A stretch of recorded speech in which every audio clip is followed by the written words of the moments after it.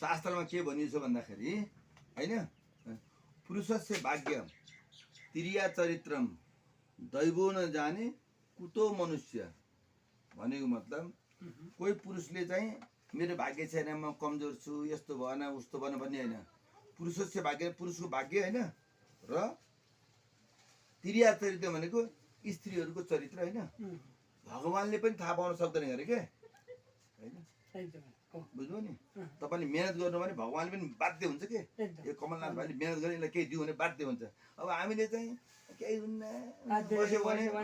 केही हुँदैन हो भने मतलब पुरुषको भाग्य र स्त्रीको चरित्र भगवानले थाहा पाउन सक्दैन कति बेला के हुन्छ भनेर हैन त्यही भएर हामीले आफ्नो कर्म गरिरहने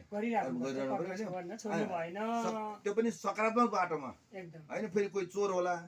चोरी गरिरहला भन्ला हैन हो राम्रो काम गरिरहनुस् एक दिन सबैको दिन आउँछ अब सबै त प्रधानमन्त्री बन्दैन नि त हैन अब म प्रधानमन्त्री बन्न पाइने भने चिन्ता लिने हैन म के गर्दैछु म भिडियो बनाउँछु टिकटकमा फेसबुकमा युट्युबमा भिडियो हाल्छु म त्यसमा हरेक दिन बरु कहीँ भात खान छुट्ला कोही साथीभाइ भेट्न छुट्ला त्यहाँ भिडियो पोस्ट गर्न छोडिदिने म सकभर हैन त्यसले पनि भन्छ मैले पनि गर्छु गरेपछि एक न एक दिन त्यो भन्छ अब नजान्ने मान्छेको नि चाहिँ त्यो खुट्टा छ नि बाटोमा पऱ्यो त्यो अगाडि बढ्छ गरे के जस्तै हाम्रो देशको बालनसा हैन प्रधानमन्त्री नगर मेयर थियो नि त स्वतन्त्रबाट मेयर भयो अब राष्ट्रिय स्वतन्त्र पार्टीले त अस्ति भर्खर पुसमा आएको नि हैन आएको 3-4 महिनामा त्यसको प्रधानमन्त्री पनि सक्यो भाग्य हो नि त आँट पनि गर्नु पर्यो साहस पनि चाहियो दिमाग पनि हुनु पर्यो हैन अब मोटरसाइकल चलाउन जान्दिन चढेर चलाउन लाँदा एक्सिडेन्ट भएर मर्छ फेरि हैन तर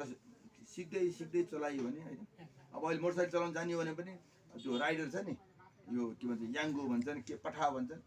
त्योबाट पनि मान्छे गुजारा गरेछ नि त त्यस कारणले यति गर्न पर्यो आजलाई यति धन्यवाद।